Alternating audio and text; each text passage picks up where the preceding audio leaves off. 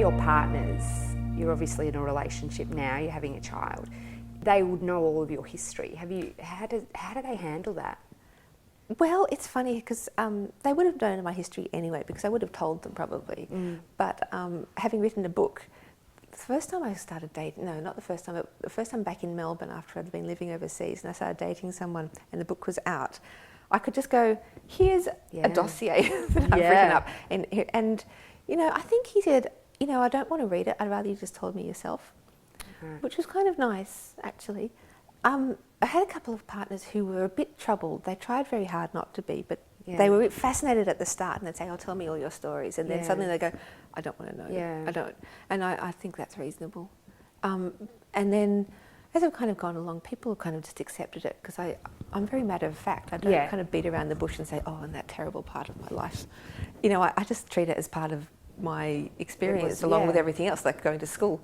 And do you feel more powerful in the bedroom with your partners because of your experience? No. Not at all? I'm just as useless as everyone else. Because I wish. I would think that, because I would be intimidated as a man or a woman to be with you because I would think you were so experienced and you would know all of this, you know? Well, I've just seen so many men's bodies, you know, so they'd be thinking, oh, I bet she's been with she's comparing guys than me, yes. Yeah. Bit of anxiety about penis size. Yeah. But I think all men are like that, right? I think so, yeah.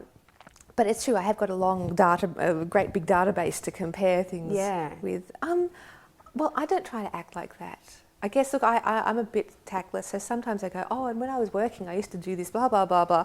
And I don't think that goes down very well. That's not very good foreplay, Kate. No. When I was having sex with all these other people.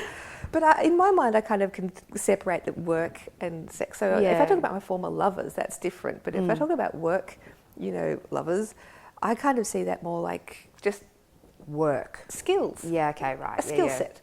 Yeah. Yes. But weirdly, I kind of forgot a lot of my skills. You know, they just don't kind of work once you're out of the lamp-lit room with the gigantic gilt mirror and the super-sized, king-size bed and all of the hoo-ha. It just doesn't really translate to a normal bedroom, you know, in suburban Melbourne the same way. So I can't say I'm particularly gifted, no. I just know a few things and I do still know how to put a condom on without using my hands. But really? Every girl should know how to do that. I don't, and I don't know if... I see, now I've been in a relationship for so long. If I started to do stuff like that, he'd be like, what are you doing? Where did you learn this? Yeah, you've been hanging out with Katie again, haven't you? Come home with a new trick.